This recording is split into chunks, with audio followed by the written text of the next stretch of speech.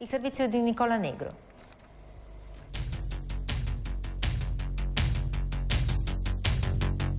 Il conto alla rovescia sta scadendo. Padova e Vicenza si ritrovano in un derby di Serie A a 34 anni di distanza, da 2-0 per i biancoscudati, che segnò uno degli ultimi acuti prima dell'oblio trentennale toccato al Padova per troppi anni lontano dalla massima serie.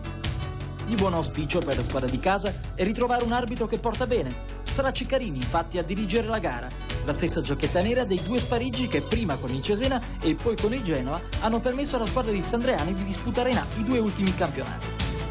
La partita, manco a dirlo, accende ansie e aspettative classiche dei derby più sentiti.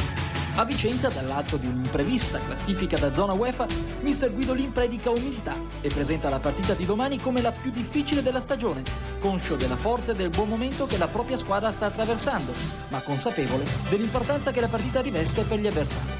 Il Padova non può fallire un colpo, specie fra le mura amiche, per rimanere incollato al treno salvezza che, nelle ultime partite, sembra procedere piuttosto velocemente. Un risvolto psicologico, quello della diversa classifica, che sicuramente influirà sull'esito della partita. Riguardo alle formazioni, no problem per i iberici, in settimana protagonisti di un utile galoppo con gli ungheresi del Rabaeto, mentre panchina corta e piuttosto giovane per il Padova, che con i ragazzi della primavera supplisce ai forfei di Rosa, Ciocci, Sconziano e Dal Bianco. Là davanti ci saranno comunque Vlahovic e Amoruso, due mitraglie da tenere d'occhio.